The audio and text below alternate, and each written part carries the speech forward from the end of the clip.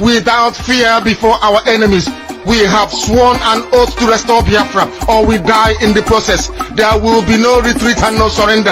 If the option they give to us is to seek our restoration by violence, every living thing living in the zoo will be destroyed. All the animals will be destroyed. It's a promise and a pledge we're making to them. They must understand that we just don't.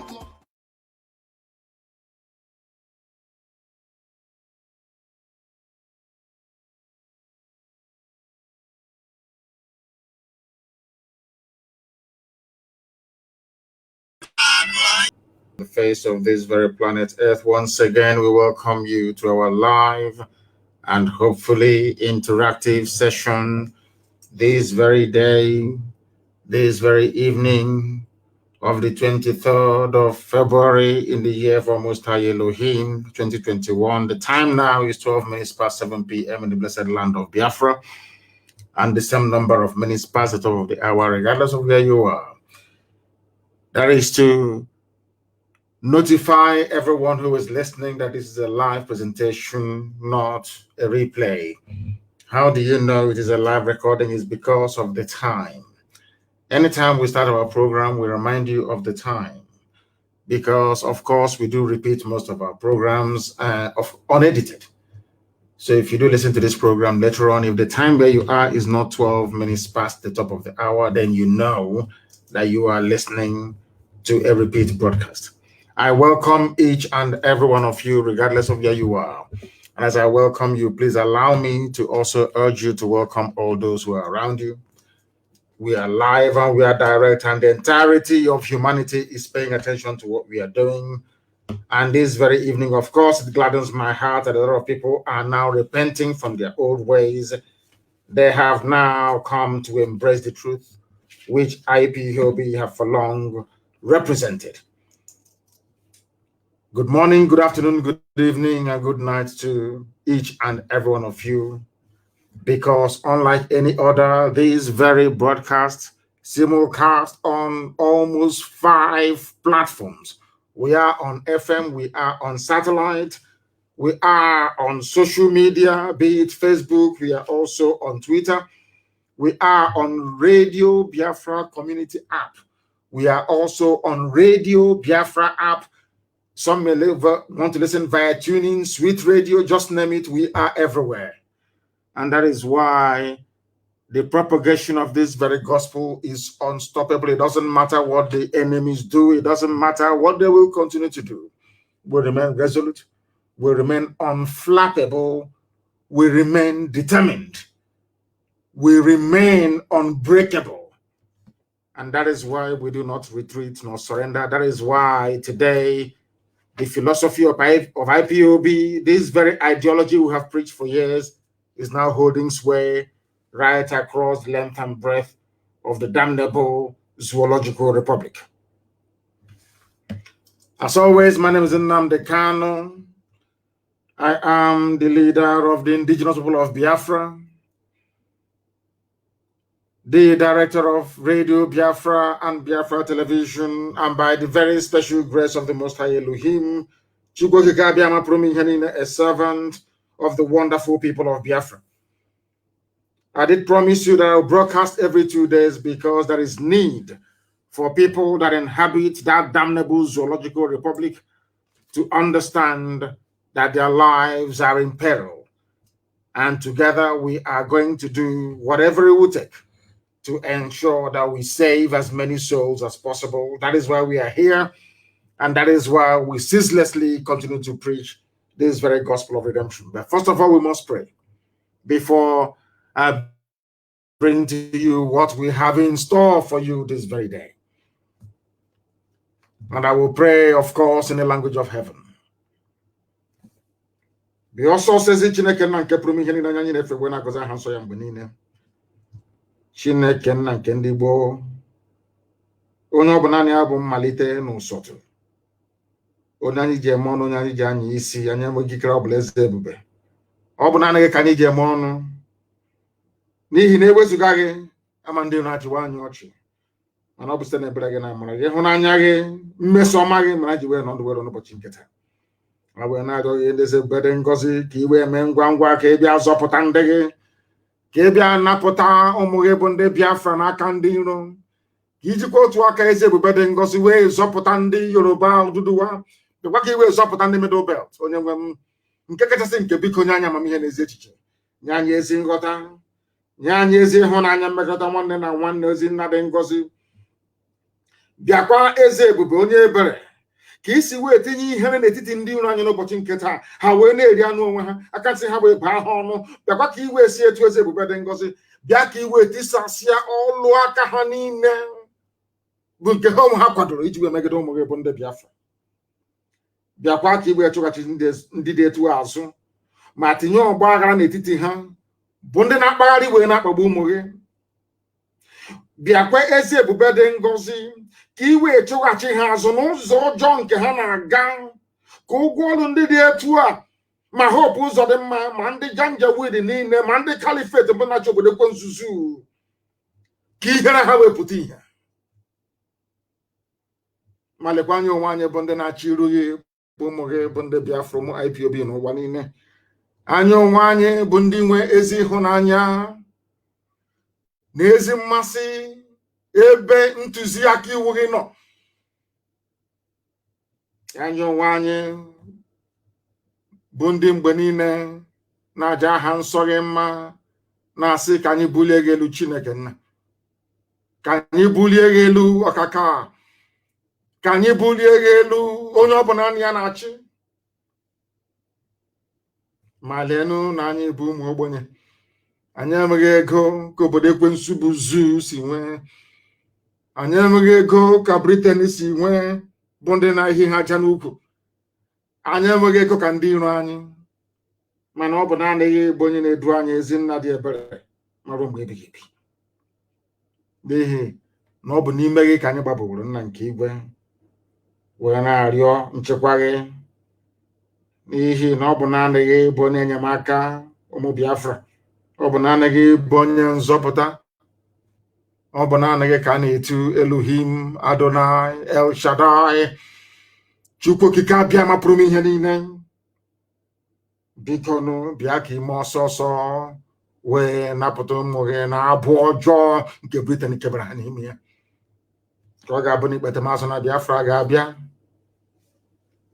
eluigwe n'ụwa ga-agba akaebe ịhụnanya gị n'ime ndụ ụmụ gị anyị ga-asị na ọ bụ naanị gị bụ Chineke nna bụ na-ekwesị ntụkwasị obi kwere n'ihi Biafra ụwa niile ga-etigheta azụ wee maa na ọ bụ naanị gị bụ onye na-eme amara otuto na nsọpụrụ na ịja mma dịrị sọsọ aha nsọ gị onye kere ihe niile kere eke mana onwe onye kere ya ugbu a ma ruo mgbe niile ebighị ebi ka anyị na-arịọ gị ise we must pray in the language of heaven because that is the same language that the angels are using when they bow before the throne of the Almighty in heaven. We are going to preach this gospel today. As you may have noticed, my voice is very calm. I want you to get your pen and paper ready. Abandon every vestige of greed, envy, and jealousy. That's your I too know brain. I know everything. Put it to one side for the next hour or two.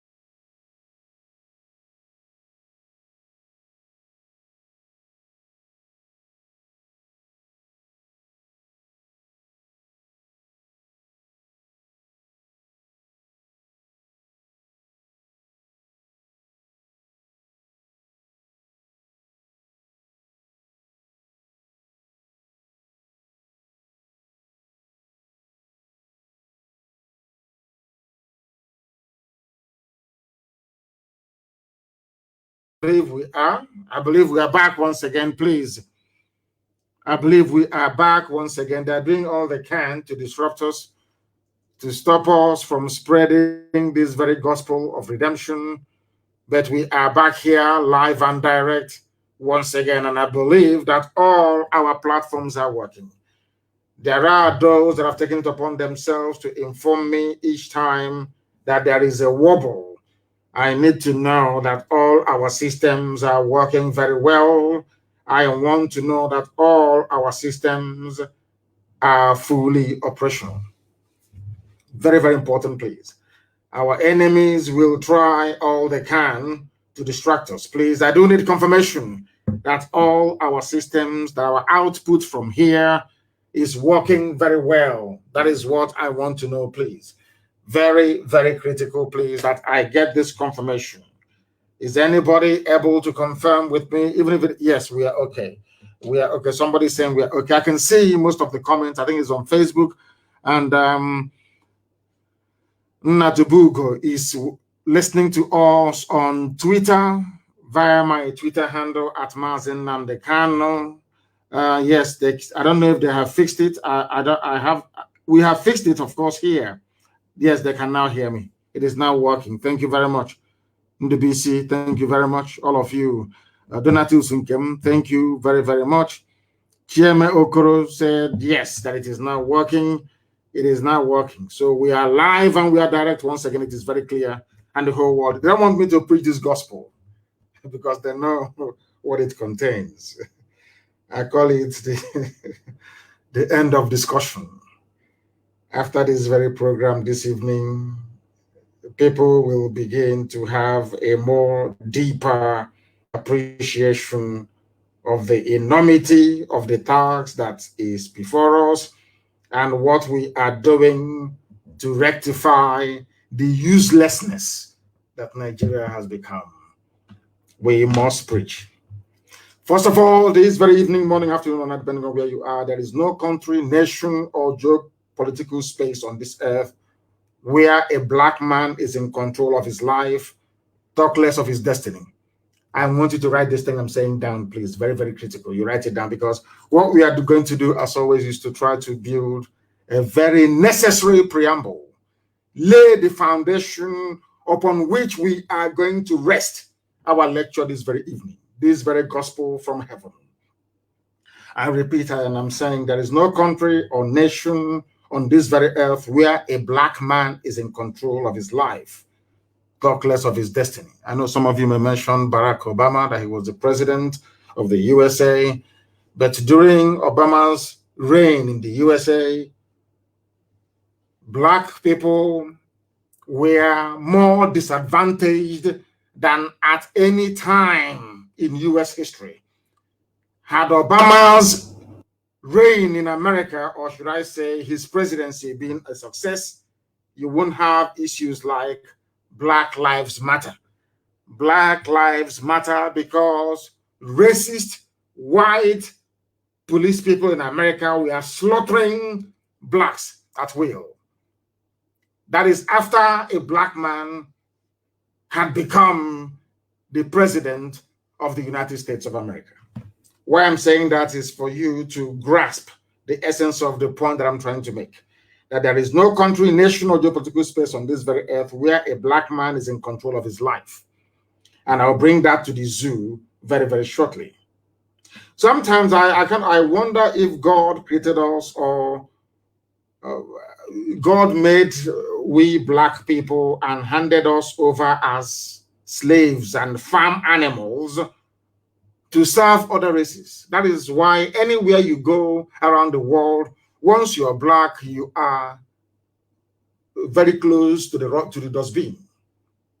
Do you know they have a caste system in India? Do you know the lowest caste in India are black people? Do you know in Sri Lanka they have a caste system? Do you know that the lowest caste of people, they are black people? Do you know that black people are also suffering in Papua New Guinea? Do you know that they are at the bottom of the pile? I am saying all these things so you understand why these criminals, these vultures, these workers of iniquity are all against Biafra. A simple point I'm trying to make. Because when people are down, you need a force, you need a movement, you need a figure, you need a people to raise everybody up. When Asia was down, it fell upon Japan to lift the whole of Asia. When the Western world was down, it took the grit and the mind of the United States of America to grind through the Second World War and still be able to rebuild Europe. Europe was rebuilt with money from the United States of America. Nobody's doubting that. At every period in history, you have always needed a race or a people to stand up and say, or to say enough is enough. It has fallen upon our generation, this very generation of IPOB, and we are saying enough is enough. And of course, and very predictably, we are encountering stiff opposition because the devil doesn't want Biafra to come. The devil doesn't want Biafra to come because the devil enjoys it, because Black lives do not matter. Because all over the world, there is no place, there is no country where a Black man is in control, or Black people for that matter, man and woman, even Black dog is in control of their lives. I want you to understand that challenging this very prevailing orthodoxy is the reason why we have so many people within and without against this very promise of God. The same thing happened to Israel. Nobody wanted the Jews to have their own homeland. Nobody wanted them to have it. Even before time, even to leave Egypt and go, they were complaining of exactly the same thing happening in the zoo, because I don't know, for some inexplicable reason, I'm in a spiritual mood this very week. For some reason, the same thing that happened to Israelites are happening to us. If you go to the northern part of the Zoological Republic, they're complaining. They are everywhere. These Easterners, these Biafrans, these Igbo people, they're everywhere. They own the shops, the businesses, and everything. That is envy and jealousy. We want them to go. We don't want them in our land. The same thing that Pharaoh said. We don't want Israelites in our land. But to allow the Israelites to go was a problem. There's something happening in Nigeria. You are complaining every blessed day, and we are saying allow us to go, and you're saying no. The same biblical scenario being played out in a contraption created by man in Africa in the 21st century. How abominable can that be? I want people to listen very carefully. I am not going to be very fast. I want you to absorb all that I have to say this very day. It's very, very critical you do so. A Black person has no pride. The reason why I am throwing this line this evening is because I want you to understand the genesis of your problem. Black people do not have any shame. They have no pride. They have no class. They have no sense of decency.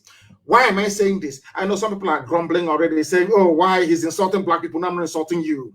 I want you to be able to reason. I want you to reason very, very clearly, please. Do you know why I say you have no shame, Black people? If you had any shame at all, there is no way any white man can travel up to 4,000 miles and come to your land and take away your name and give you his own name. Do you want me to repeat what I said? Let me tell you why Black people are suffering, why we are the lowest of the low, why anywhere we are in the world, people treat us as if we're trash, basically.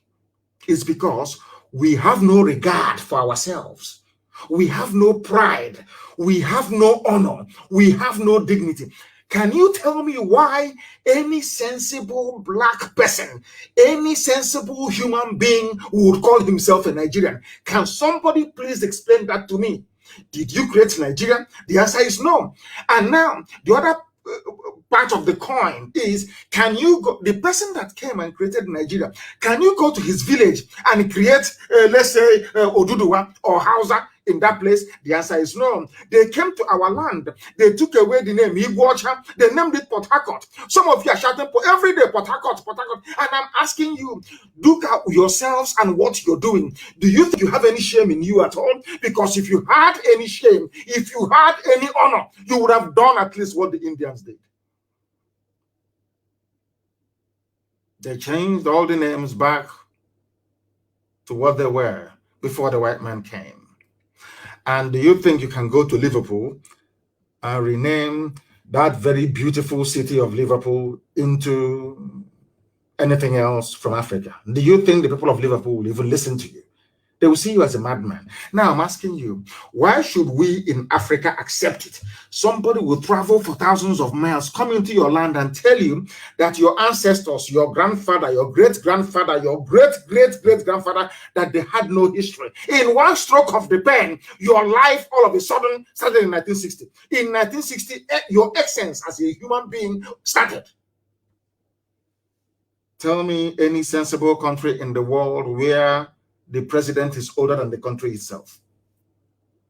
And then the sensible question that any right-thinking human being should ask is this: what was my history before the creation of this thing you now say is my history? Simple research we do not do.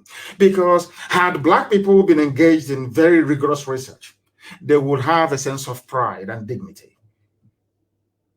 Even Native American Indians, they have dignity and pride. Europeans wanted to convert them to slaves, to use them in their farms.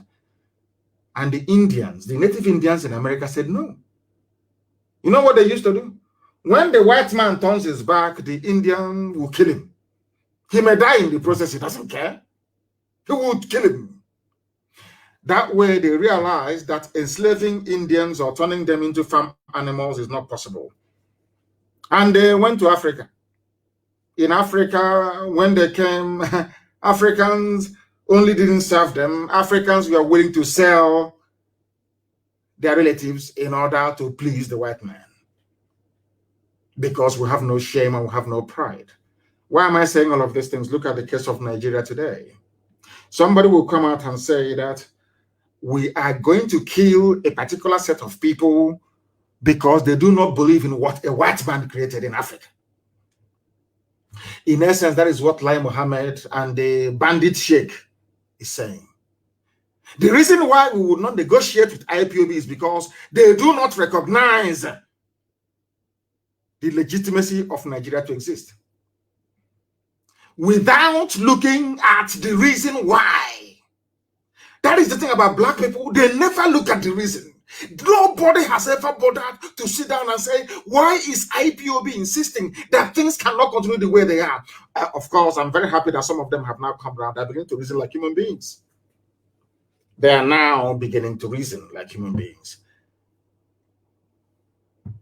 I don't know why a Black man has no pride. If you have a pride in you as a Black person, you cannot open your mouth and call you Iguacha Port Harcourt. You cannot open your mouth and say Nigeria is my country. It shows you do not value yourself. You don't even trust yourself. You don't even trust your ancestors. You don't even trust God that made you the way you are. You have no shame inside you. That is why white people can come to Africa and draw our boundaries for us. Give us names they want us to bear. Even those of you who are in Christendom, when during baptism, you see how clever they are. During baptism, they tell you to throw away your old name. You shouldn't answer Angoreka, don't answer Ifeinwe, don't answer Chibuzo. It's not good. Why don't you answer Raphael or answer Isabella? That has no meaning. I want to point out instances as to why people out of ignorance and foolishness defend one Nigeria. Anybody defending one Nigeria is an ignorant fool. He's a fool and is going to remain a fool forever. It means you are daft, you're hopeless, and you're very stupid. You have no brain. Had Nigeria been created by people coming together, as most people had campaigned for or agitated for many years ago, but lacked the balls to execute it. The likes of Shoyinka and Tinubu insisted that what we want is a and Abakoba, of course, sovereign national conference. So no matter what the Janjaweed is doing, no matter what Britain is doing, you say no, we want sovereign national conference, and then after that a referendum. But today you have pride. People wonder why we are the way we are. We are the way we are because Biafra was the first African country, second African country to taste freedom, genuine freedom, not flag independence, not neo-colonialism, no, genuine freedom for 3 years.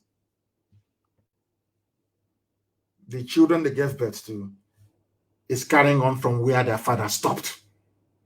Because you know why?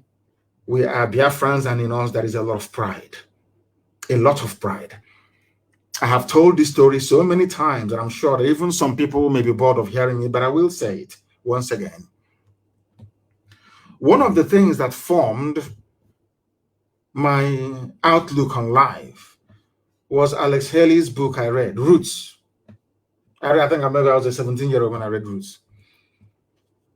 I read Roots, and a very brilliant book, I must say. There's an adaptation of it.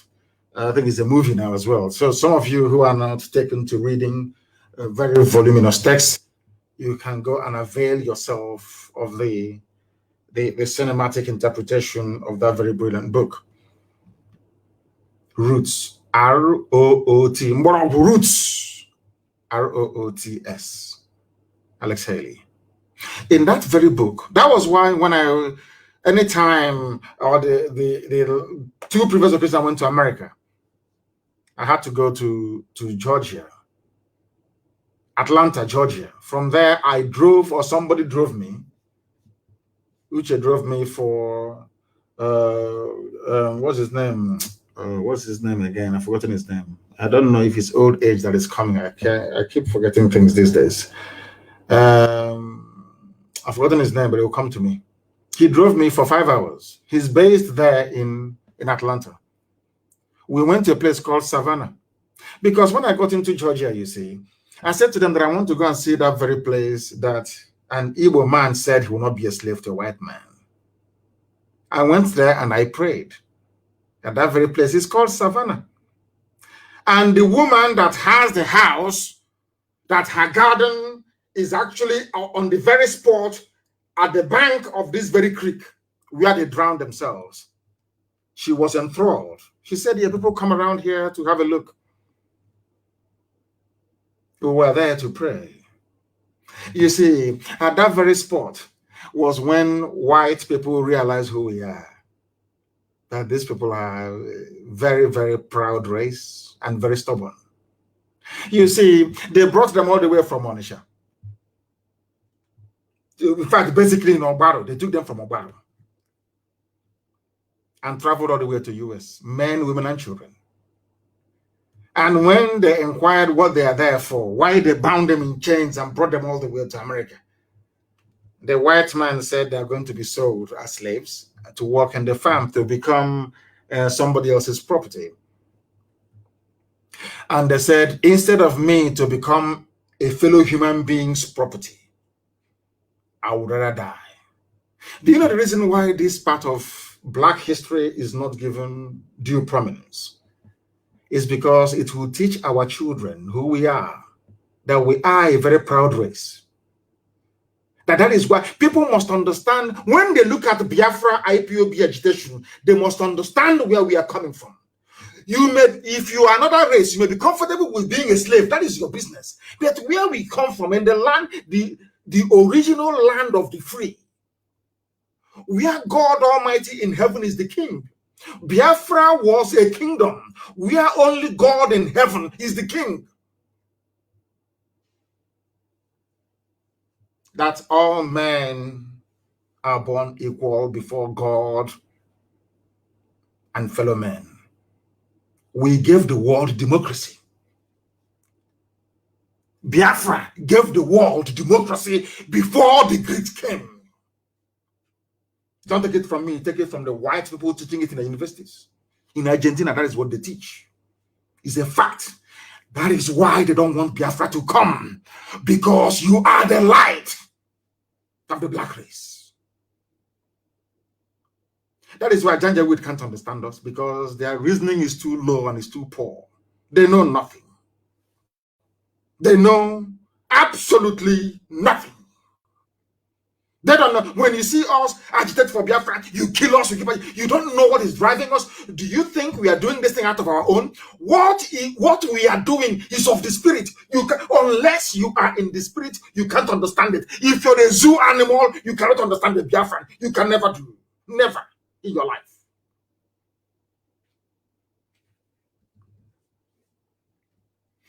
You are in a country where somebody created for you. 1960 Nigeria won independence. In your life started in 1960, and every day you wake up as a grown-up person, lettered and educated, you don't ask yourself, what is the history of my grandfather? You don't ask, because you are black, and every nonsense that comes to you, you accept. Ask yourself why we go and protest. You kill us, we go and protest. You kill us, we keep going. You kill us, we keep going. Have you ever wondered why? Do you think that what we are doing, that we even know what we are doing? No, we don't. What is driving us? What is driving our essence is something beyond the comprehension of a black person in Africa. You can't understand it. That is why Biafra is an enigma. Only the intelligent can. Only the intelligent who are in the spirit can. And because Biafra is down, that is why black people are suffering all over the world. And like do your envy all you like. Be jealous. So unless Biafra is free, you can never be free. All of you together. So it is in the best interest of everybody to join hands together, that we may liberate ourselves. Now, let me ask you this very simple question. All their years of restructuring debate, all their years of sovereign national conference, all their years of talking for constitutional change, has anything happened? No. Ask yourself, why is it now that everybody is talking about change, that something must give? Had IPOB crawled back into its shell at the height of the persecution, do you think that we would have given people the courage to say what they're saying today? People are saying what they are saying because they know that the zoo was unable to suppress IPOB. Anybody talking anywhere in Nigeria is because of IPOB. Anybody anywhere standing up and shouting, it is because of IPOB. Do you know why? Because that's how God intended it. You see that race of people from the east, from Igodomigodo all the way to Ambazonia, people of the east. You see that very little place that Islam could not come into. You see that very place? Do you know that it was done for a purpose?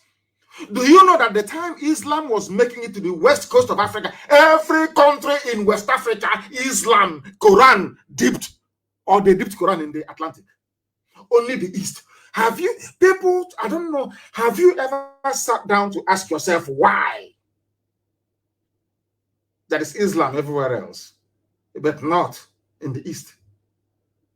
Because you don't know. You see, because Elohim never wanted it. God never wanted it.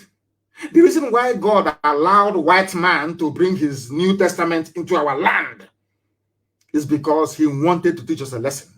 We are doing very horrible things at our temple in Arochukwu. Very horrible things. And God was upset. The same thing that happened to the temple in Jerusalem was what happened to us.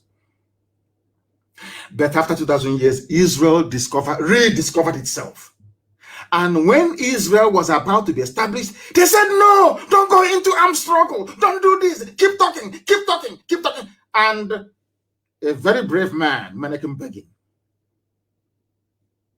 of Likud party, the founder of Likud party in Israel, Menachem Begin, I think at one time was also the head of Mossad. Was the prime minister. Courageous and brave man, loved by God and men, only hated by the enemies of God. He said to hell with everybody. Do you know that it was Britain that was manning, they gave them what is called the Palestine Mandate, because by then they shared the whole world amongst themselves. They divided everything. All the colonial powers, they shared the world amongst themselves. Britain also got Israel. The same way Britain got the zoo with Biafrans in it, their own was Palestine, the Holy Land of Israel. And they asked Britain to leave, that the children of God, that God said the time has come for his children to return. Britain said no. Go and read your history books. Britain said no, they're not going anywhere. Do you know what Menachem Begin did? They used bomb and dynamite to blow the British away from the land of Israel. And in the end, Israel was restored. That is the reason why I love the Bible so much. When they say that the kingdom of God suffered violence, and only the violent can take it, and with force. If you restudy the history of Israel, it's very clear. When Israel was begging, oh, you're killing, you know what that thing we used to do? You're killing us here. Nobody will listen. They were slaughtering Jews all over the world, slaughtering them for nearly 2,000 years. Nobody did anything. Until one day, European Jews said, you know, they are going to kill us anyway. So we might as well put our life to a very good use while we still have it. We are going to have a state of Israel. And it happened. People said it wouldn't happen, but it happened. The same way we are going to have Biafra. It doesn't matter what you say. We have the lives to commit into it. And it will come. Because nobody can come from a place called Nigeria. Only if you are an animal. Only if you are a compound fool. Only if you are a degenerate idiot. Only if you don't have any brain. I'll keep asking you. Okay, let us take your family now, for example. All of us will have our own homes. Is that not correct? You have your wife, you have your children, and all the rest of it. And maybe some of you, as you're listening to this very broadcast this evening, you're with your family and you're eating and dining. Is that correct? Oh, how about if I walk into where you're eating now? It doesn't matter where it is. Let's say I walk into a family at Ijebode this evening and say I am a Biafran. And by the way, I want you to change your name. This night, the name of this village. No, in fact, Ijebode, I want you to change it. And I want you to call it Ijebode New Mbise. Are you following? What will you do to me? Even Janjaweed, if I were to go to Sokoto, doesn't belong to them. And I'm very happy today. There's a clip I will play, not audio I will play for you to hear. And I'm sure our media will go and get it and spread it everywhere. When Mailafia was talking, Dr. Mailafia was talking on channels, that's Janjaweed TV station. He is apart from we in IPOB, he is the only person I've heard use the word, the Habe Hausers. Today, I knew that the man, he reads his books, he's intelligent. When I mentioned the Habe monarchy, some of you don't know what it means. When I mentioned the Hausa, their name was the Habe, H-A-B-E, the Habe monarchies of the Hausa kingdoms. None of you knew what I was talking about. But today, my Lafia, I heard him say it. I ain't going to be honest, we are learned. I'm being honest with you. But we shall get to that later. We must change the way we reason, Black people. And if you like it or not, as I warned you, as I explained to you a few days ago, as I explained to you people a few days ago, if you ask Angela Merkel, when they were exasperated with the presidency of Trump because they didn't understand him, they will say, these are European ministers. Oh, listen carefully to how white. Now I understand why white people, they make so much progress. A white person, I heard Angela Merkel, the leader of the strongest nation in Europe, Germany. By none, Germany is the strongest nation in Europe. Do you know what she was saying? Oh, we want President Trump to show leadership. He is the leader of the free world. This is the German prime minister saying that another head of state is the leader of the free world, because they understand that if America dies today or is suffering, they know they're all sunk. Do you think an African head of state will do that? You have jazz. Never. Pride and envy won't let them. Jealousy and greed can't allow them. That is why they don't want to give Biafrans credit. They know who we are. They know, as I said to them, how many hours did your protest last at Lekki? Not up to 5 minutes. They vacuum, swept all of you inside Black Maria, and the protest is over. Because I did not bring out IPOB. I did not bring out Biafrans in Lagos. Had I given the order, come out for protest, by today, the protest will still be on. It is nobody's fault. That is how God made us. It is not, I am not bigoted. It is not about ethnic jingoism. It is not about a sense of racism. That is all rubbish. But the creation as we know it started in my land. Creation, God Almighty in heaven, chose Biafra land as the center of this very earth. 0 longitude and 0 latitude. Go and check your geography textbooks. 0 latitude and 0 longitude, where sunlight meets darkness. The center of this very earth is in Biafra land. That is why Britain created Greenwich Mean Time, moved it 1 hour to the left. Who doesn't know that? That is why they're afraid of us. That is why they cannot get any conviction in any court in the world. That is why they're even afraid of us, of trying us in their own courts. That is the reason why we are as formidable as we are. But the devil will try.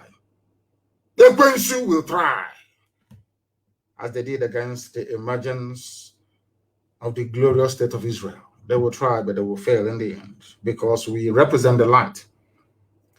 Do you know that darkness has no power? You see darkness. You see, darkness has nothing feeding it. I want you to understand and relate this very analogy to the zoo called Nigeria. You see darkness, or actually darkness. You know when NEPA takes light, there is darkness everywhere. That darkness has no power. Darkness is only acting because there is no light. Once light comes, it disappears. And it can never come. As long as that light is on, darkness will never come close. Never, ever, ever. It can never come close. Have you do a simple experiment? Because you see, darkness, you know, when you're going out at night and there is no light, there is darkness everywhere, is because there is darkness in nature. Nothing is fueling it. There is no generator generating darkness. No, it's there, just there. Like Lucifer. Once, you see, for you to defeat darkness, you need to generate electricity or light. And to generate light takes energy. You must do something. You can't keep quiet. You must do something. If you don't do something, you continue to live in darkness. So that time you put the battery inside your torch and you on the torch. What happens? Darkness along that line flees. It can never come as long as your light is on. As long as your light bulb is on, there is no way darkness can come. But darkness, it doesn't cause darkness anything. Like the Fulani Janjaweed, it doesn't cause them anything to destroy. But to overpower them, you must come together. There must be synergy. There must be energy. There must be momentum. You must have that thrust.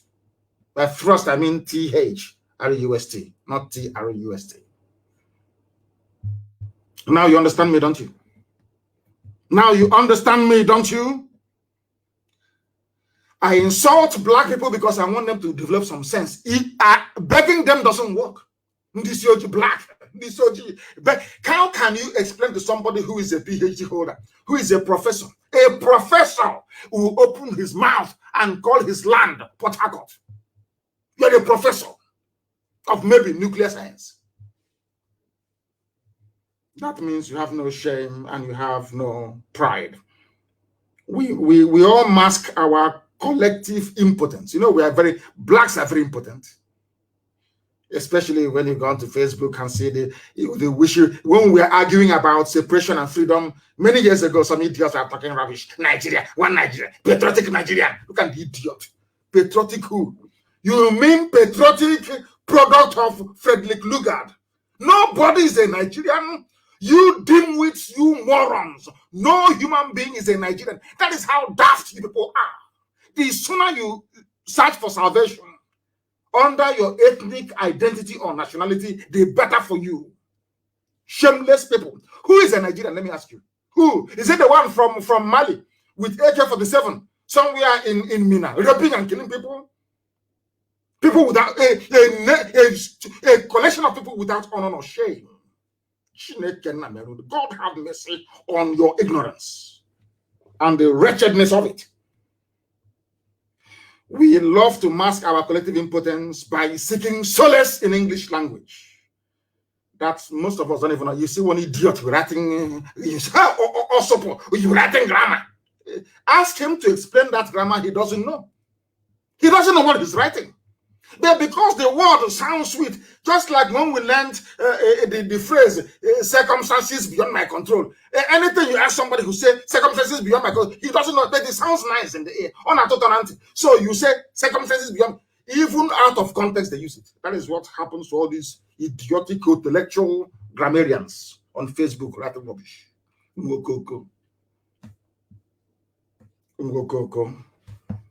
Now listen. Imagine how powerless we have been for years to make minor, what I would even call insignificant change like ordinary restructuring. Ask yourself this question. What would it cost Fulani to restructure? Nothing. No, it doesn't. Nothing. Those championing restructuring did not say let's break Nigeria. No. They said let's make things better. Somebody somewhere said no. Go through your senators.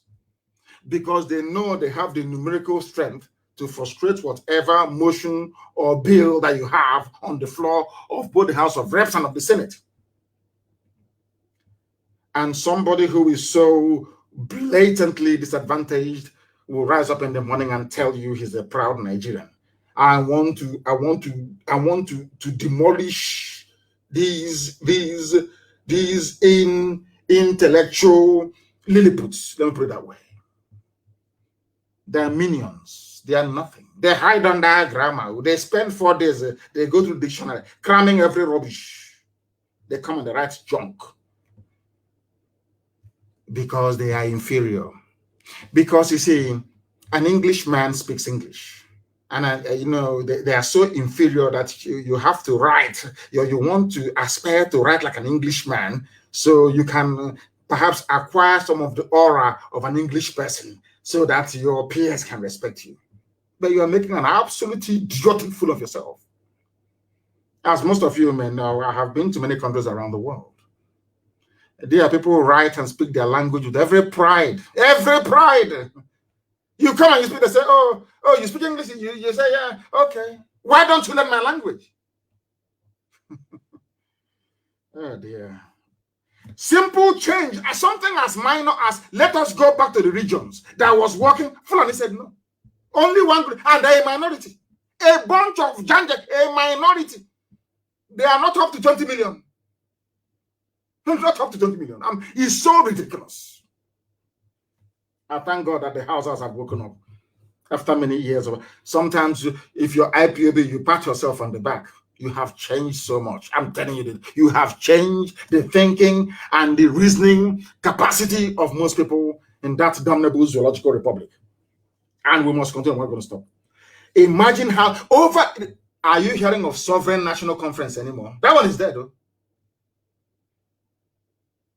Simple, minor, even insignificant change like restructuring the political landscape. They said no. Because you're a black man, you don't have the power to do anything. This UG. Something that should help move a country forward. Some idiots in the same country. On the contrary, some of the so-called agitators for restructuring. You know what they're waiting for? They're waiting for Britain to say something. Not to say, but to do something. They want Britain to pick up the phone, the Prime Minister of Britain, US President, then call whoever is in Asoro and say, now it's time for restructuring. And do you know what they got that nonsense from? It was during Abacha's time. None of you were able to remove Abacha. He was a very deadly dictator, a very brutal one for that matter. Abacha was killing left, right, and center. Yet in Kanu, there is Sani Abacha Stadium. Somebody who is acknowledged to be a mass murderer. The same thing they did with the regime, the murderous regime of Abacha, is what they are doing with Fulani headsmen, Mietiala, killers and murderers. They always defend their own. And somebody was, I remember in those days, they said their zoo national team, Green Eagles, were going to play as this Super Eagle. I don't know what eagle they are now. Or maybe Dark Eagle or White Eagle, I don't know. That they were going to play a football match in Kanu at a place called Sani Abacha Stadium. And I remember the white commentator saying, come on, Sani Abacha Stadium? Was that not the dictator?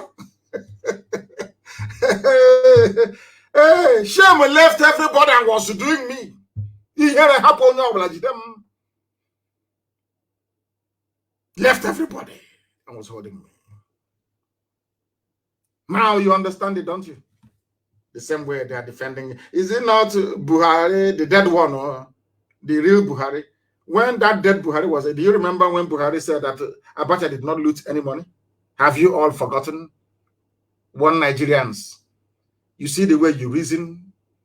That is why I feel sorry for all of you. You one Nigerians. Your stupidity cannot be weighed on a scale. Your idiocy is legendary. I'm telling you. Sani Abacha Stadium. And they said Abacha did not steal anything.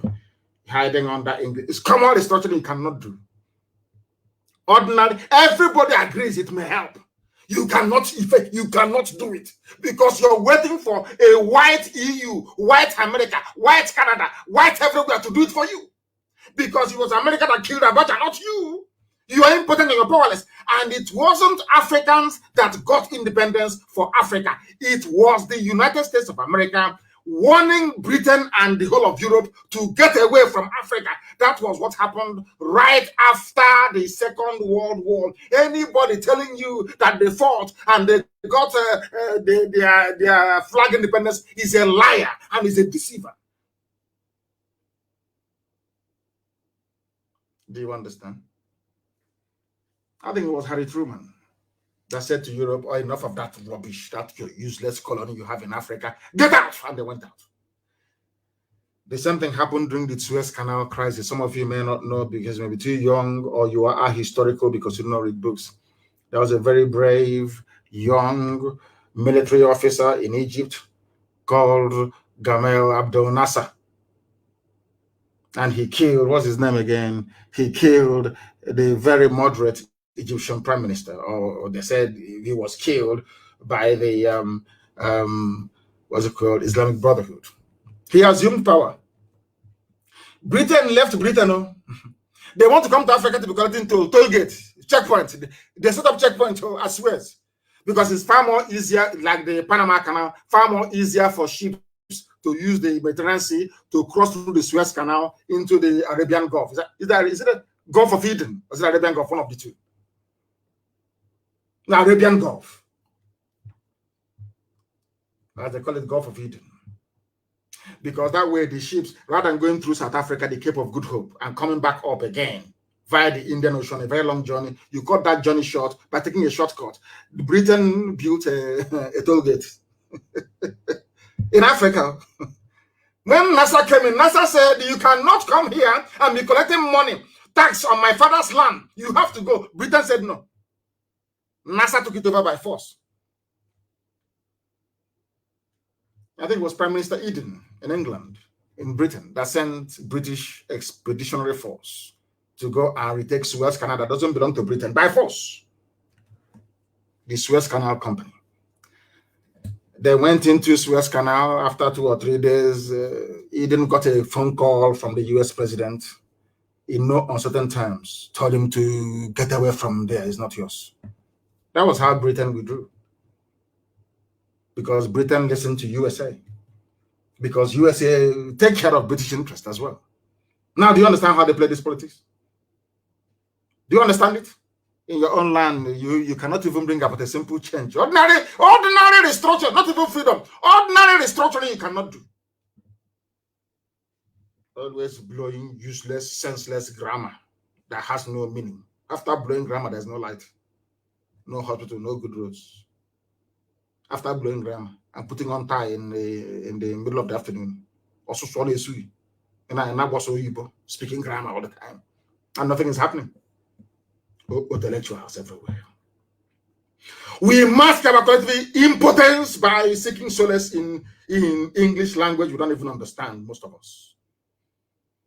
Are always waiting for white people. We are not going to wait anymore. We are better off dead now. What are we doing with life? This stupid, useless life. A life where somebody can come from Mali with AK-47 and go to Zombe and decide to rape a grandmother. After raping the grandmother, you say they are misunderstood. You misunderstood them. They are my brothers. According to Sheikh Gumi, is that the type of country you want me to be in? Are you mad? Are you sure you're well? Are you sure you are well? Are you sure you are well? Intellectuals everywhere. But now they have come back to that. Most of them have come back to the senses. We need to get off our lazy asses to make lives better for ourselves by seeking freedom for everybody. I said mass overdose of freedom. Freedom is like vitamin C. In actual fact, it has no overdose. More freedom is better for everybody. And that is the freedom that we are seeking for everybody, for every dick, every thumb, everybody must be free. Everybody must be free. They caged you in the zoo, treating you like animal, the same way they treated your fathers, they're treating you, and you take it. All you do is you complain, you mourn, and you go back and you sleep. Not in IPOB, we don't do that rubbish. Look at how successive governments in Nigeria adopted what I call the pauperization. I want to get it so people can understand. You know, when you turn somebody into a pauper, into a very poor, wretched soul, I call it the pauperization philosophy of the Fulani Janjaweed. You know what they do in their feudal system? They become wealthy by impoverishing everybody else. You have to be poor. Only their children will go to school. Only them will have houses in Dubai. The ordinary Hausa man on the street is doing babial with no hope for his children. But even Fulanis are suffering. It's only the feudal lords, the half-educated, semi-literate feudal lords of the Fulani. They brought in that mentality. Some of you don't know why you don't have light in Nigeria. Sometimes I look at it and I laugh. A country that has coal, abundance of it, you have wall-to-wall sunshine every blessed day. You have tidal waves along the coastal lines. You have dams, you built dams, yes? You have gas. Let me repeat, you can generate electricity through thermal, which is coal, through gas, through wind, through waves, sea waves, through hydroelectricity. All these things are in abundance. Some of you go to China, you see, they even make fake solar panels, and it works. A country of 200 million people cannot even utilize Kainji Dam that they built. A country of 200 million people they bring out gas from the ground. They ship this gas to Europe, to South America, to Asia. Those people, they have 24 hours electricity from the same gas that you're shipping from Ohaji. But people on Ohaji don't have any light. I don't know if I'm making sense. If people can understand what I'm saying. It's a lecture. People in faraway Japan that has nothing, they have light. People in Enugu that has coal under them, as you're walking in Enugu, it's all coal under you. They have no electricity. Do you see how stupid black people are? Sometimes, to be honest, if you sit down and begin to ponder how useless black people are, you will go outside and you commit suicide. I'm telling you the truth. It's a simple question. How come I produce crude oil no, you don't produce. God gave us crude oil. You export the crude oil in one barrel that contains everything from kerosene to paraffin to engine oil to plastic, everything. And then you only import petrol that used to drive your car and diesel. Whereas you have refineries in your country. Let me be very honest. It's not pulverization. Pulverization is to make something disappear. That's to pulverize. Pulverize is to make something disappear, not pulverization. To impoverish somebody. Impoverishment. That is the philosophy of the Fulani. That's what they brought into Nigeria. So don't you know that? If they give you 24 hours electricity, which they can, all those girls they are taking to Dubai will not be cheap anymore because they'll have their own jobs, they'll have their own cars, they'll have their own businesses, they'll have their own mansion. That time you have to start buying flour and chocolate and behaving very well. No, that's the difference. You know, abroad, when you want to talk to a woman, you have to buy chocolate. You first start by begging. Can we eat together? That's why you may wait for 2 or 3 months to get reply. Then after that, you start to buy chocolate. You will know every brand of chocolate. You may buy one. You say, I don't want the one with milk inside it. I want original chocolate, the dark one that is 99% cocoa. You guys start looking for that one as well. Then after that one, you go into the business of buying flour. By the time you finish buying flour and chocolate and going out for dinner, you will know that kaki and leather are not the same. They don't want to go through that process in Africa. So what do? They impoverish everybody. They make the women desperate, looking for somebody to do their hair for them, to buy lipstick, to buy ordinary sanitary towel. Some of them don't have. Then now that makes them very cheap. Now do you see why they're doing it? Why is it? Why do you think they stopped you from the closed door? Industries were there before. You see, let me tell you, there is something people don't understand about Nigeria and people ruling you. I feel sorry for you people, honestly, because you are not educated. I'm sorry to say. You people are not educated. Nigerians don't know the meaning of education. Do you know there were factories before in Aba making glass? Today imported from China. There's a glass factory in Aba. Do you know there is a textile mill in Aba where they weave cloth? Do you know that in Aba they used to make soap and detergent? Today imported from China. Somebody sat down in Lagos as a government minister and head of state and destroyed all these businesses. The same person is telling you about one Nigeria. I want you took me out of my job that I was doing. That was the reason why PZ, Patterson Sokonis in Abade left. That was the reason why Lever Brothers left. That is the reason why Leventis left. Some of you may remember Leonard Shoes in Aba, even in Omaham. You may remember Bata Shoes in Aba, even in Omaham. In Omaham, we had ceramics.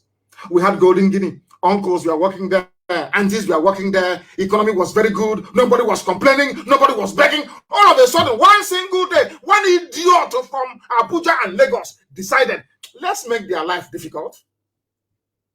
Ceramics was shut down. Golden Guinea has shut down. Olon Nampam plantation shut down. A glass factory in Aba is no longer working. And you know, let me tell you how evil they are. They come back and say, all these unemployed youths, but where the youths are supposed to be working, you as a greedy, evil, wicked politician, you shut it down. Now, after graduation, where do you want them to work? Because it's common sense. Some of you don't know that Michelin was in Lagos. They used to make tire in Lagos. Michelin was in Lagos. You don't know that? Imagine that these Fulani, Janjaweed, primitive people had the mindset to say, let's grow the economy. By now, there will be no banditry because people will go to work. By the time you finish work, you get home and your wife or your girlfriend will handle you very well. You will not have any time. You'll be thinking about the alarm waking you up the next day to go to work. Do you understand? All of these things I'm saying is not rocket science. It is it's simple common sense. Do you know the white man has it, black people don't? Those that do in the black world are very, very few, insignificant few. As somebody said, these are blood-sucking fools. You got a politician. Hey, our senator from he spoke on the floor of the house. You see that that wretched girl at Channels TV. That stupid girl. I don't know what they call that idiot. Trying to, I don't know the English, trying to mimic a white accent. I don't know what her name is. The one that interviewed Senator Baribe the other day. They see all these things. Ask the minister, please, minister, the largest textile mill in the whole of Africa, with the exception of South Africa, was in Kaduna. Kaduna, the largest textile mill. It is shut down. There is a car company called Leyland Dav. Iveco, I-V-E-C, I think it's an Italian company. They used to assemble their cars. Do you know there was a time, this thing now that Innovation is doing, do you know there was a time that Volkswagen from Germany was assembling their cars in Nigeria? Do you know that Peugeot was assembling their cars in Nigeria? I don't know if you're aware of it. No, some of you are too young. You don't know. Then, was anybody complaining of hunger? Was anybody complaining? In those days, all you need to do to be able to, you don't need to buy any bone straight hair. All you need to do is to write a very good letter to somebody you like, and they'll respond. You don't need money to do anything. Money for what? Everybody's feeling very well. These idiots, they never liked it. They don't like it one bit. They want to control you. How Fulani controls you is by making all of you poor. By making you poor, you start to eat each other, to grovel. Even when you're hungry, you start looking for something to eat immediately. That was why they broke NSAS, the first protest and the second one, because all of you are hungry. They made it so. Once a black person is hungry, you can control them anyhow you like.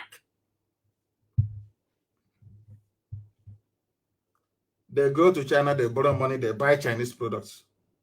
Even, I'm not saying don't buy Chinese products because China has the grace already. That's how God blessed them. But the little things you can make in your village, you just make them.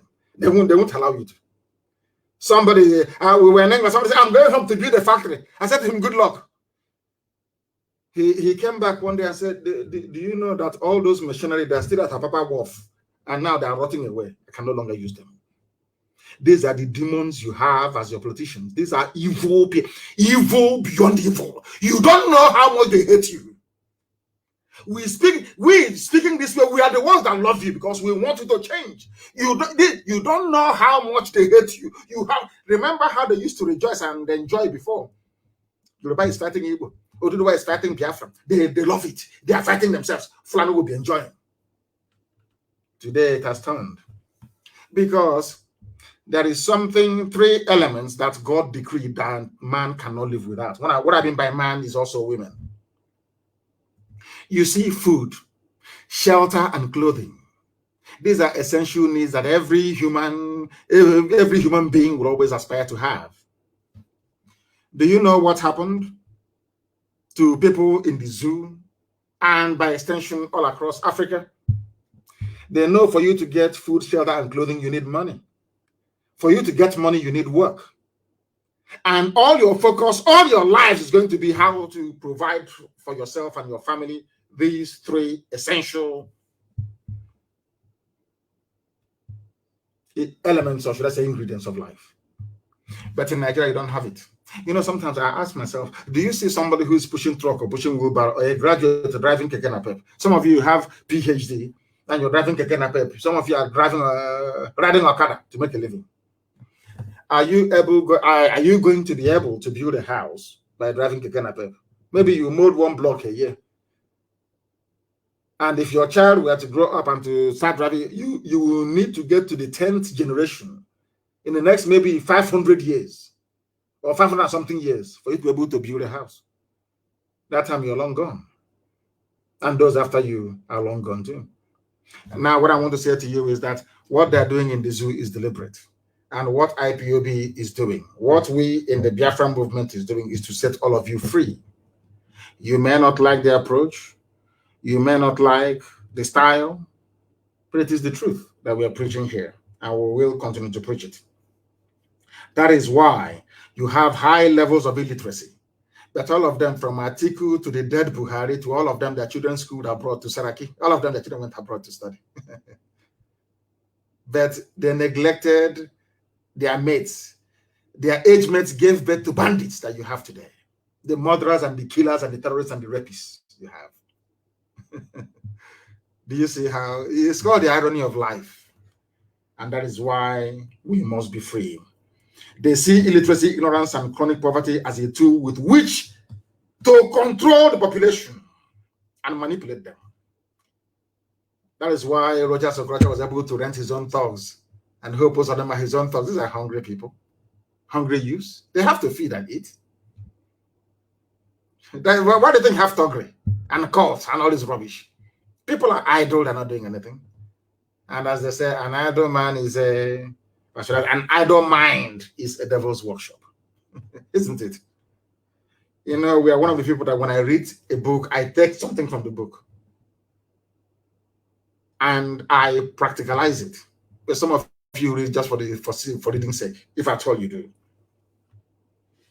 Thank goodness that today, northern so-called minorities, they're not minorities, but anyway, northern minorities are waking up.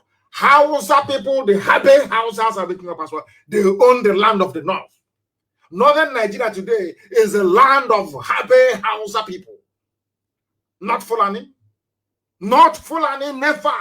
Can never ever be. And Hausa people must rise up to take their land back. It may seem impossible, but believe you me, by the time we are rising up everywhere, these murderers and killers and rapists from the vulture-infested foothills of Futajalon will head back from whence they came. You must understand this. How is it that 200 million people cannot effect a change against an oppressive gang of people, 2,000 lunatics, calling themselves politicians? Are they up to 2,000? No, they're not. And they're back up. Let's give them credit. Let's round it up to 20,000 people. 20,000 people oppressing 200 million people. Reminds me of how white people came into Africa with only 20 men and conquered all of us. Look at where we are today. And we allow these 20,000 people every blessed day to be ruining our lives. Why do you think that politicians own newspapers in the zoo? Name one independent publisher you have in Nigeria. They're all financed by politicians because they want to keep you locked down in your ignorance and your perpetual cycle of poverty and deprivation.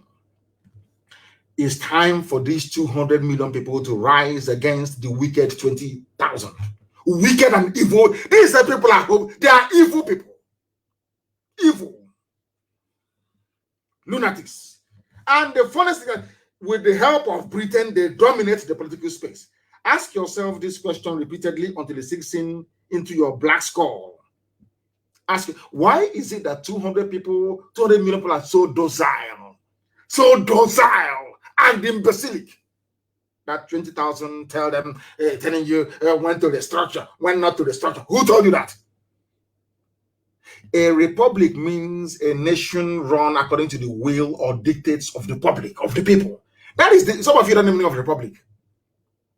Anyway, you have His Royal Highness in a republic. Oh God, what a contradiction. I am happy that today our own intellectuals are now beginning to see the light, of course. Before they were in darkness, they're now in the light. As we have always said to you, we in IPOB, we are the children of light. We represent light in here. Light. Now people are coming from darkness into the light. And why am I saying this? The rate at which Efulefus are repenting these days, so I see them, some of them on social media, some of them are asking me for forgiveness. I'm just happy. You know what they say, when one person repents, there is joy in heaven. All I have inside me is joy that people have now seen that thing that we saw many years ago. The rate at which they're repenting these days, some of them people send me their write-ups and I'm saying no. They say no, it's him. That intellectual, he has now converted. He now has reason. or should I say reasoning capacity. The rate at which they are embracing the ideology of IPOB, you would think that rapture is about to happen, or that maybe that Jesus Christ has landed somewhere and making his way to the zoo called Nigeria. And following behind him is Prophet Muhammad, at the rate at which people are these days converting. We have succeeded in resetting the minds and the brain of your average Nigerian. Everybody, go to the TV and write up. Everybody now speaks like IPOB. Everybody, everything they're saying is now what IPOB used to say. This very indigenous people of Biafra, this noble family that never capitulated, they stayed strong, immense. Despite the slaughter after slaughter, they remained. That is why, for me, it may sound a bit incestuous, but for me, the only people that I have regard and respect for is IPOB, to be honest with you. The only people I have regard for is IPOB, nobody else. When other people were falling by the wayside, IPOB held on tenaciously and doggedly to this very ideology. That separation is the best solution. People are now beginning to reason properly. And above all, they have now acquired the courage to speak out, and I welcome it. Somebody wrote a very compelling, a former intellectual, he wrote a very compelling article. I couldn't have written it myself. I couldn't have a very good argument, and I want to use it to drive home. Hey, 2 hours are enough now, but I want to preach the gospel of heaven. Because you will see it happening. Gospel of heaven, that's what I preach. You, as of course, most of a very handful of you, as black people, you will always find reason to be black in terms of your stupidity. But here, I don't have time for such. This very former intellectual wrote, United Kingdom, listen carefully, please, you Nigerian. I want to make an average Nigerian appear as stupid as he or she is. I want to use this article written by a former an intellectual before castigating IPOB. He has repented, and I want to read for you what he wrote. To tell you that, as I always said, in the end, we always win. It doesn't matter what you do. We will wear you out in the end. You will see who what will happen to him. In the end, we win. Always we win. Now, listen. United Kingdom, the people that created you, you Nigerians, your creator, God did not create you. Stop. Every Nigerian should stop saying God is my creator. God did not create you. I can tell you who created you. And at the precise moment when she created you, I will say she, in this case, Flora Shaw. God did not create any Nigerian. The man that created you and the woman, they are both dead. That is why the zoo will die. United Kingdom was formed by the people of United Kingdom, not a foreigner. This intellectual rights. But the same United Kingdom will not allow we Black Africans to freely determine our own political future. Are you listening very carefully? Britain was formed by Scotland and England coming together in a meeting, in a sovereign national conference. Let's use that term. In a confab, they came together in a confab. And Scotland and England decided we are now going to be one under these terms. Some of you don't understand the United Kingdom because you call it London, so I forgive your ignorance. Do you know that in Scotland, United Kingdom, which is part of the UK, that they have entirely different judicial system? The Scottish court is called the Scottish Court of Sessions. In the England, it's called the High Court or Appeal Court. In Scotland, they have sheriff till tomorrow morning. In England, you have chief constable. Different policing, different legislature. Scotland, they have their own flag. England have their own flag. Wales, they have their own flag. Northern Ireland, they have their own flag. Everybody's on their own. Even the education system is not the same thing. In Scotland, people still go to university for free. In England, you go with a loan. All these things are there. But do you know what I find astonishing? The same United Kingdom will not allow you to have the same thing that they have. Now, ask yourself this question. Why is it that they don't want you to have what they have? Now you understand it. Now you understand it. Black people, when will you receive sense? This UG, black. When will you receive? Britain is against restructuring. Britain presided over, should I say superintended, the slaughter of 5 million people because they don't want you to have what they have. Ojukwu went to Aburi to go and negotiate confederation, regionalism, the same thing you have in England. The British High Commissioner then in Lagos told the Fulani people to say no. The records are there. Ojukwu never went to Aburi to go and secede. Ojukwu went to Aburi to go and get what you're fighting for now was what Ojukwu was fighting for in 1967, but none of you knew. They used their propaganda BBC to deceive all of you. If you meet an average, illiterate, useless Nigerian, he will tell you, Ojukwu went to war, Ojukwu went to war, Ojukwu went to secession, seceded.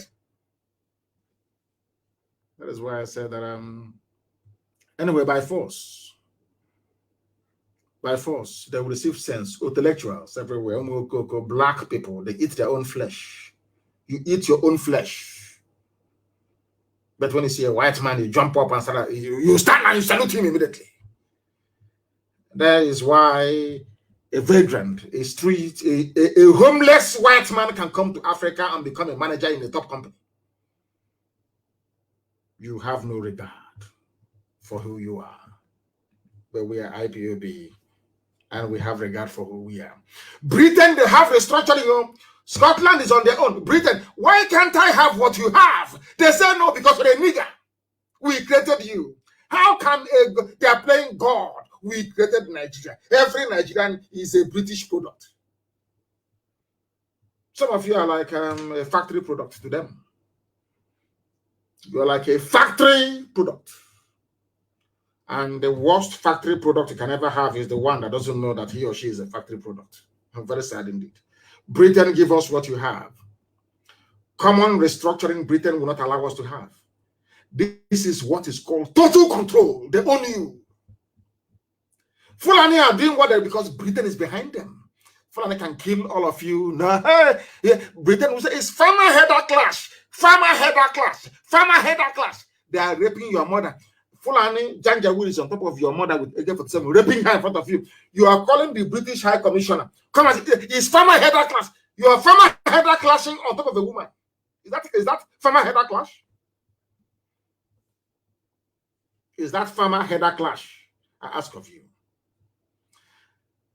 Black Africans, even the United Kingdom, have a better political prospect than those in Africa. This is the reality that we black people have failed to confront.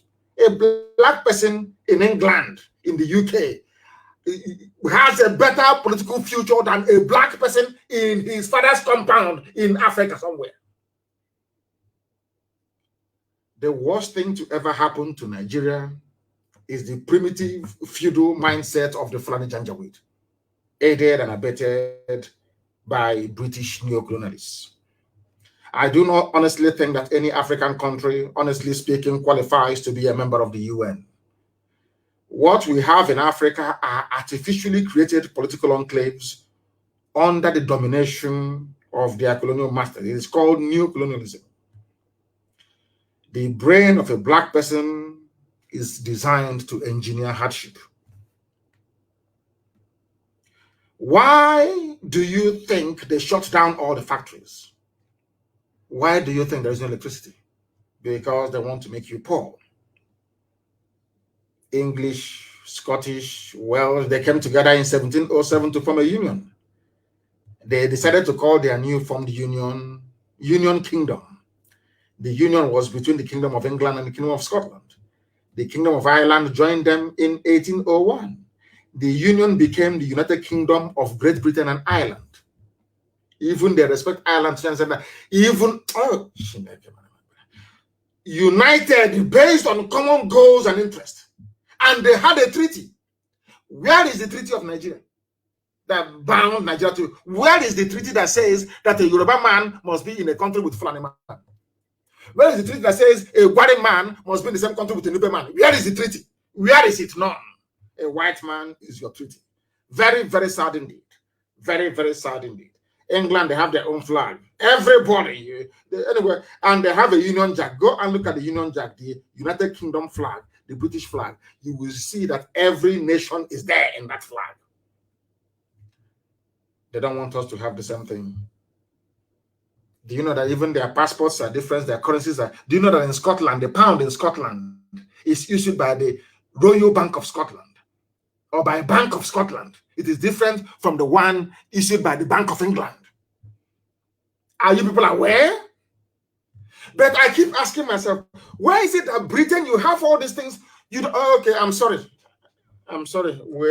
You created us. I'm sorry. We don't have any say. Sorry, sir. Sorry. So sorry, Colonial Master. I spoke out of turn. What has one Nigeria done for you?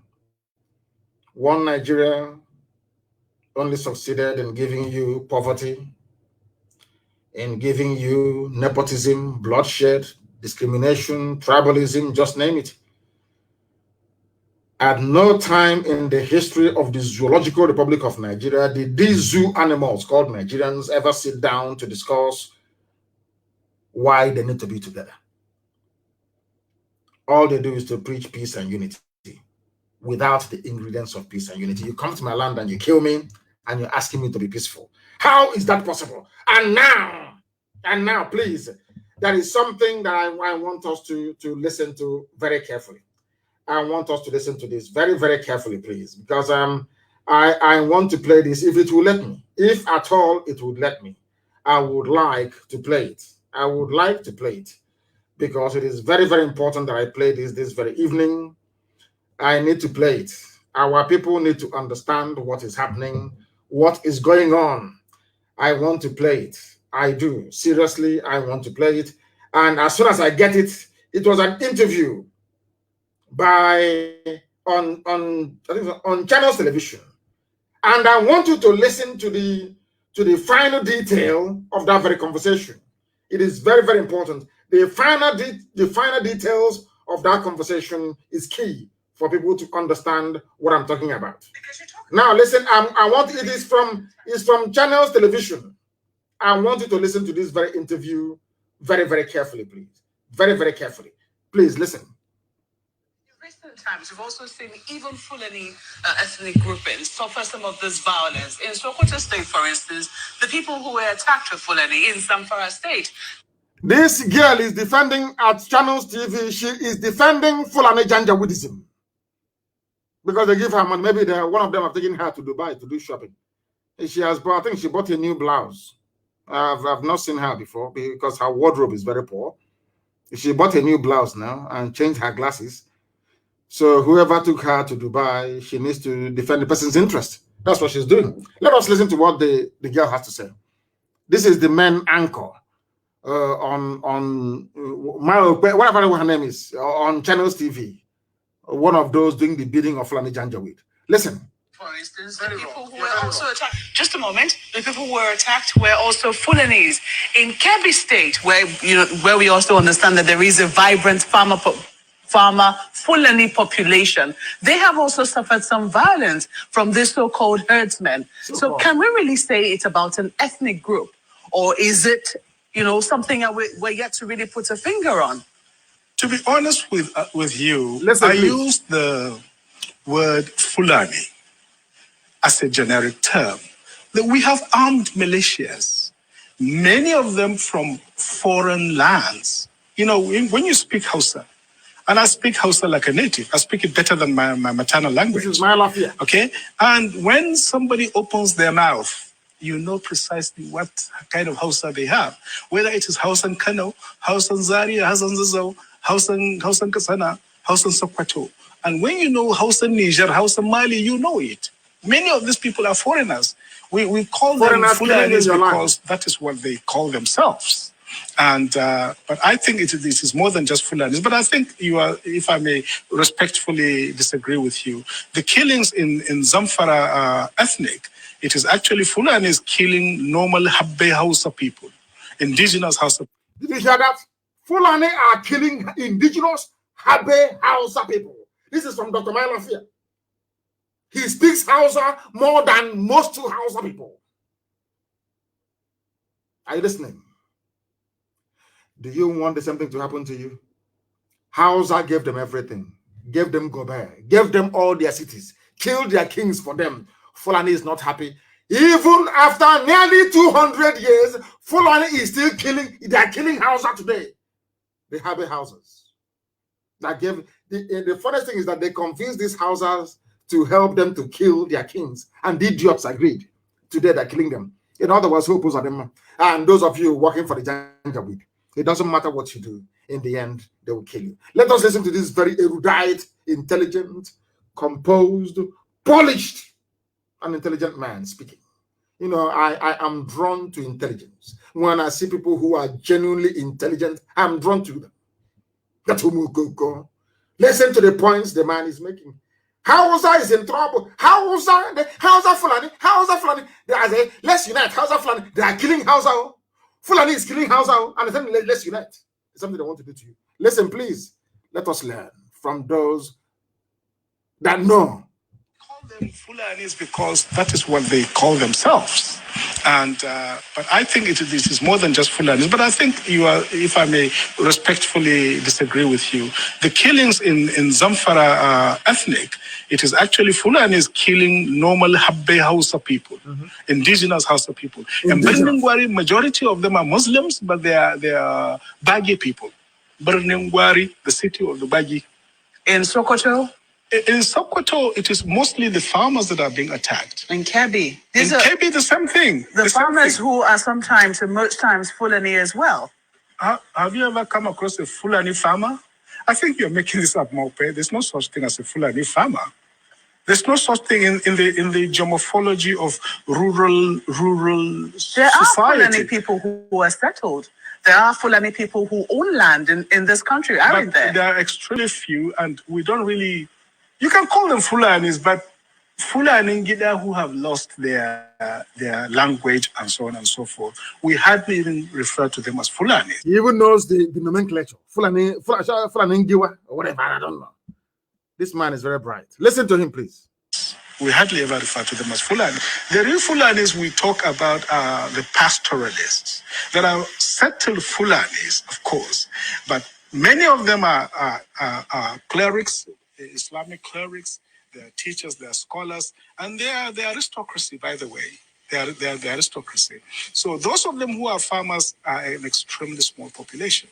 Extremely small population. But they exist. Trust me, They exist nonetheless. They do exist. This is from research done by other journalists. I mean, I haven't had the privilege of doing the research myself, but I have read from other journalists who have. They have been to those places and they can identify Fulani population who are farmers and have also faced this crisis of having to deal with this so-called herdsmen. But we're talking in basic general terms.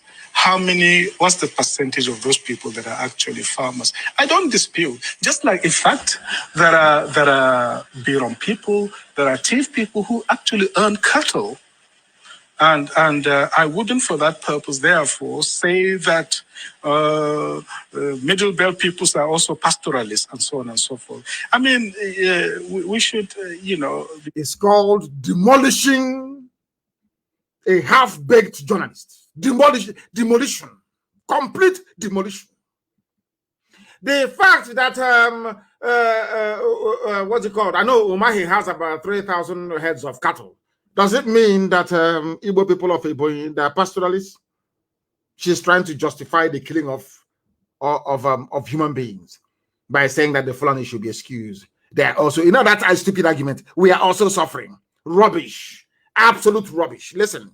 Very precise, I think, in the social categorization of these people. Yes, indeed, there's nothing wrong. There would be some small percentage of Fulanis who own farms, and then there wouldn't be anything wrong with that. And that is not the issue. The issue is the scale and the genocidal level of ethnic cleansing that is going on in the Middle Belt. So this has come up again because of this. In the Middle Belt, yes. He said genocidal killings going on in the Middle Belt. The same Middle Belt and the Fulani is convinced to join hands with them to fight Biafra.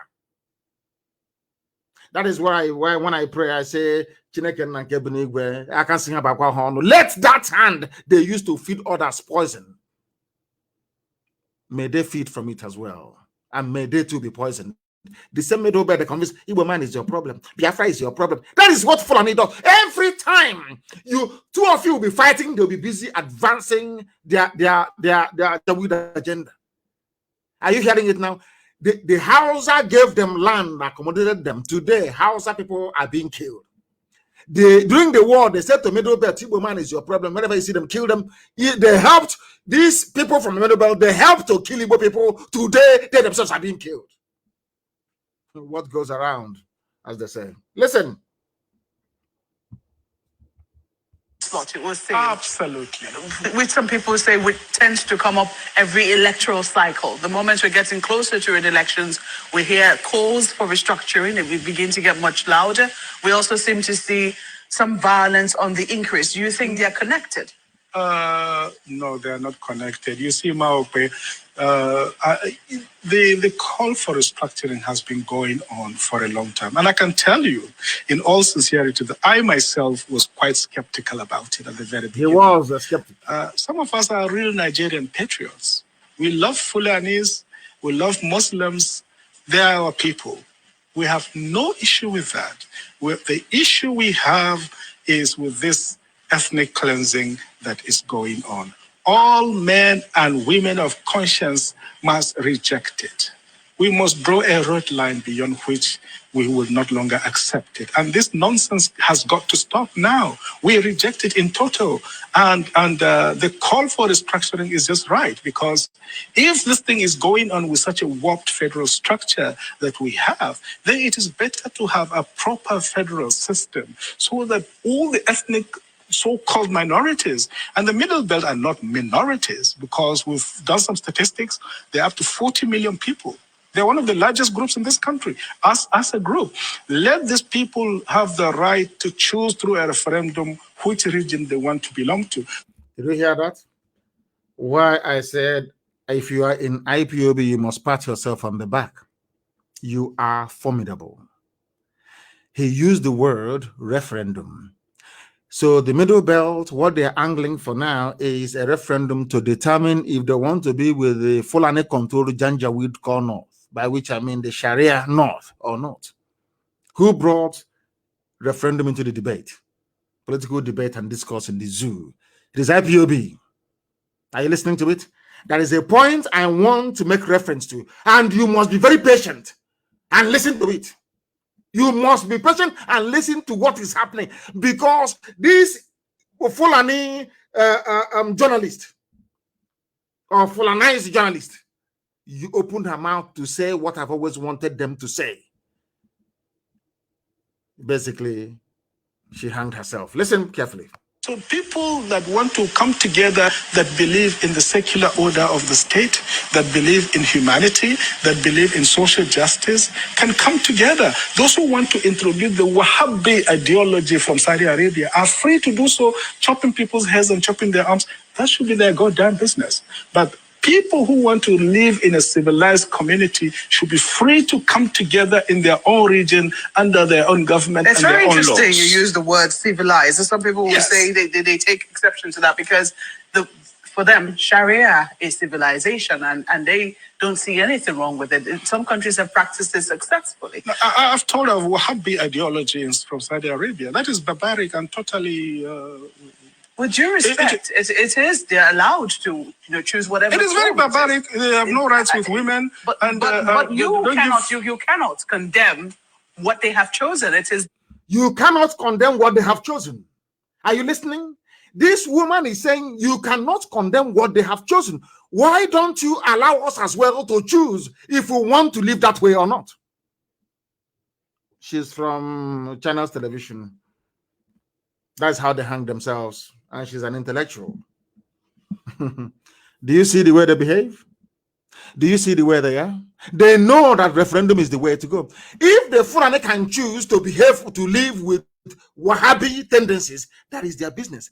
Also, allow me to live in the land of Biafra the way I want to live. And they're saying no. That is why you have Fulani in your bushes. That's why you have the Janjaweed in your forest. They're raping your mothers, abducting your sisters, killing your grandparents. And there is nothing you can do about it because you are in one damnable zoological republic. The more you call yourself a Nigerian, the more you're setting up yourself for destruction. If in doubt, go and ask the Habe Hausas. They are being killed today. If you're in doubt, go and ask those in the Middle Belt, the Wadi people that are being killed today. Why? Because they allowed them to come in. So all of you like Hope Uzadimma. Hope Uzadimma. Okay, we shall see. We shall see. That is why Sheikh Gumi can come out to brazenly and shamelessly justify the killing and raping of women and children by his own people, the bandit Sheikh. Have you seen the video of those, I call them fools in the army, Christian fools in the army praying in Sambisa forest? The same Sheikh Gumi that they are fighting for. They're in Sambisa, they are Christians from the south and Middle Belt fighting a war to keep Sheikh Gumi safe with his family. The same Sheikh Gumi turned around and said that and told bandits who are killing people and kidnapping school children, oh, don't worry. Those killing you are Christians in the army. Nigerian, one Nigeria. Nobody has arrested him. The man you heard his voice a few minutes ago, my Lafia, they invited him to come to DSS for questioning. Sheikh Gumi opened, he's a Nigerian, no? He is a revered, the learned Sheikh. People are so daft because Yoruba newspaper said you should call him, he's revered. That's why you're calling him revered Sheikh. He said that those killing them are Christians and soldiers from the south. Sheikh, a sheikh in the zoo, negotiating for money to, so when they give money to these bandits, he will share with them. And he's a one Nigerian. He's an intellectual, so to speak. Because I call him a learned sheikh. A black man doing sheikh in Africa. Not in Saudi Arabia, not in the UAE, not in the Arabian Peninsula. He's doing sheikh in Uguzo or in Kotangora. Mad people everywhere. Ndiara, Jupiter Benine. Sheikh Abubakar Mahmoud Gumi is angry that Nigerian soldiers of Christian, should I say, of Christian lineage, so to speak, or leaning, are killing bandits. Or killing Boko Haram, not bandits. Nobody can touch bandits. He's not happy about it. Same as the late dead Buhari. And you are in one country with them. These are your fellow Nigerians. All of you Nigerian animals, these are your fellow Nigerians, yeah? My fellow Nigerians, you have seen them. Bandits should be pampered. Oh my goodness.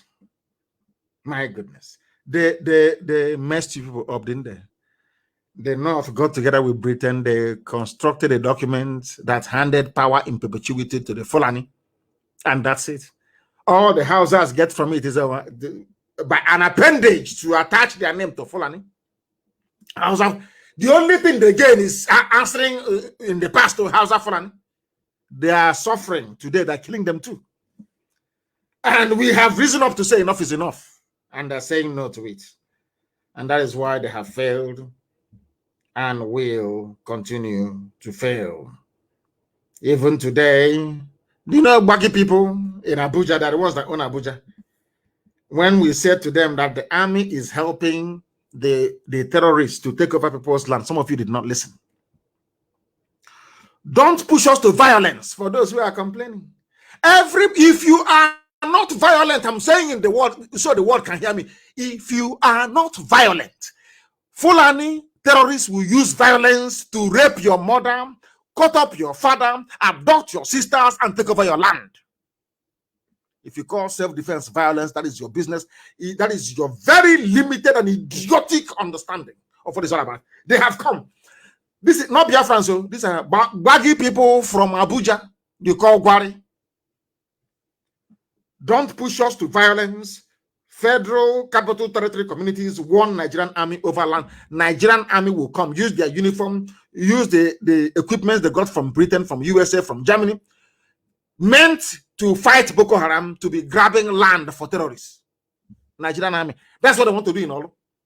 Because we drove Fulanis away from Olo, they came in to reinstate them in our land. And of course, we said no. I don't know how else you want these things explained to you. I don't know how else you want to understand this. What we are saying is as clear as daylight. As clear as daylight, you can see it very clearly. But some of you have chosen to ignore, not some of you, I think everybody now realize that there is no way ahead unless the IPOB way, referendum and disintegration. Then people can decide where they wish to belong. They're taking land from Gwari people. They claim it's the North.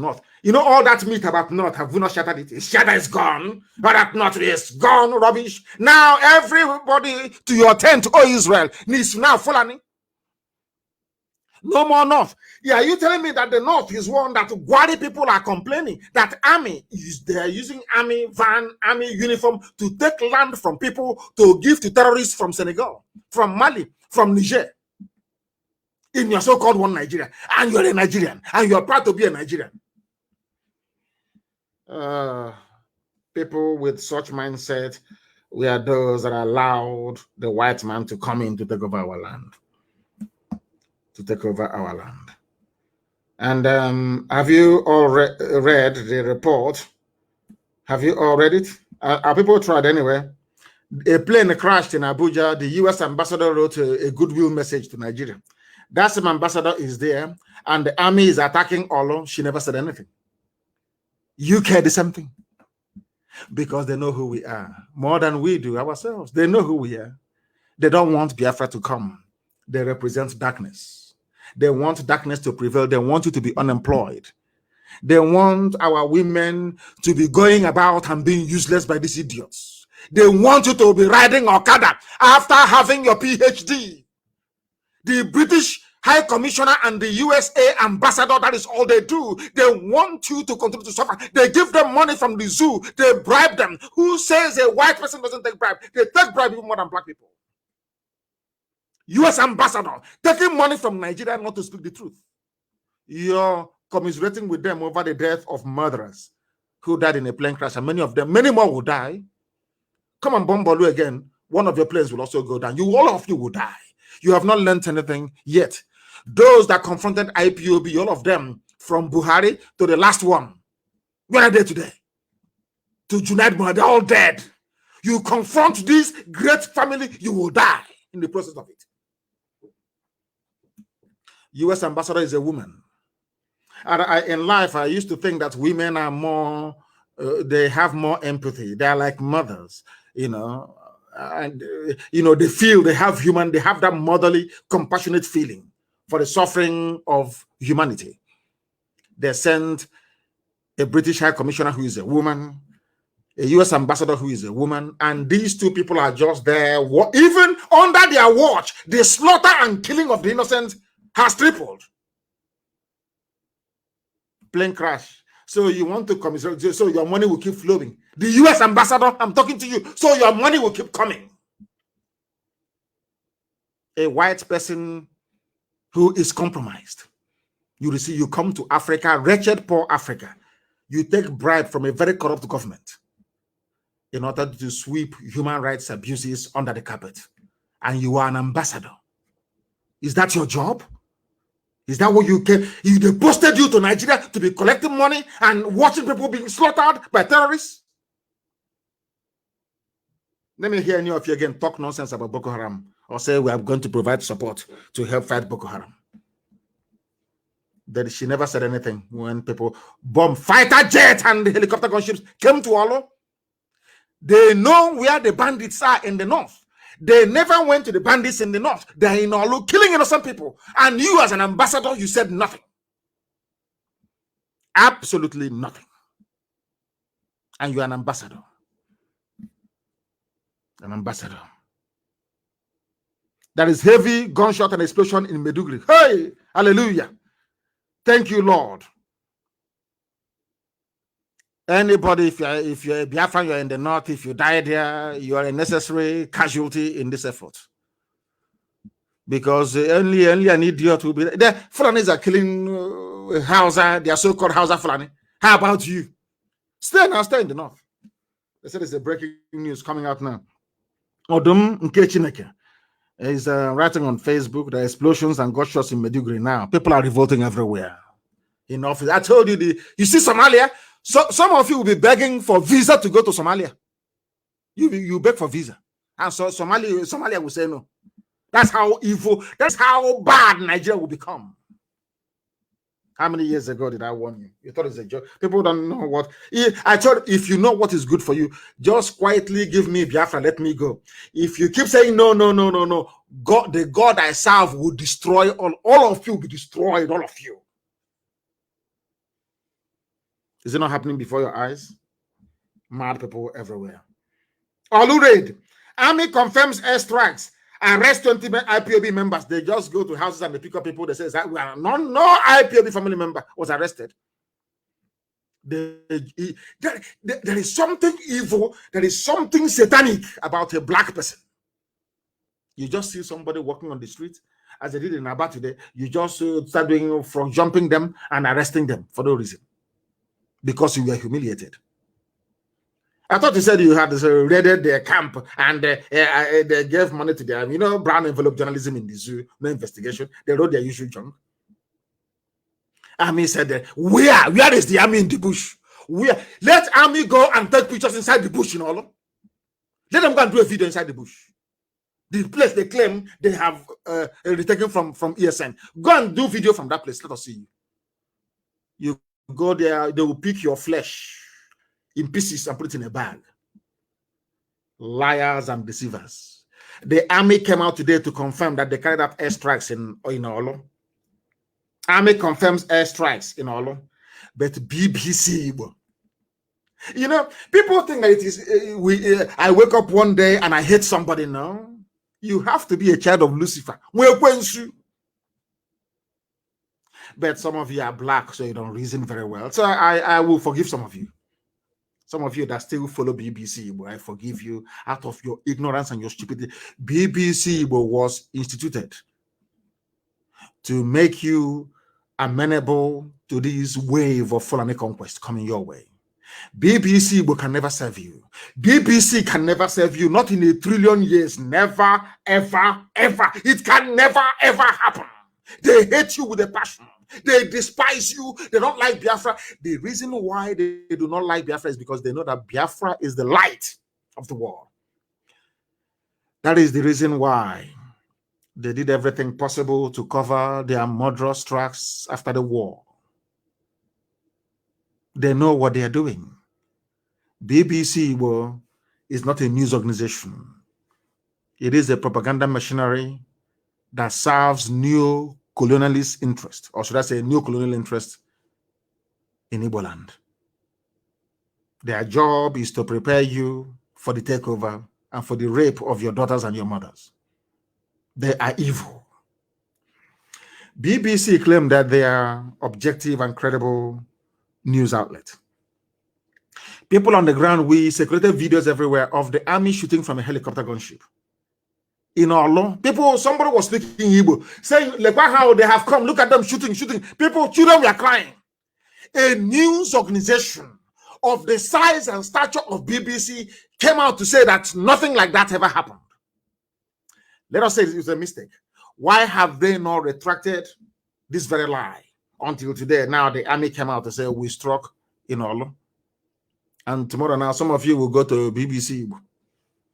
Oh, dear me. And on that note, of course, we have come to the end of this, I believe, electrifying lecture today. As I said to you, every 2 days we'll be live on air, unless there is an intervening circumstance that may prevent that from happening. But as always, for those who do not know, we have nothing else except Biafra. This pursuit of freedom. That is why to us, in this very noble family, the greatest family on the face of this very IPOB that changed the brain of 200 million people. Biafra to us is a religion. Biafra is, therefore, our religion. Here on radio, Biafra is where we worship, because Elohim is our God. From me,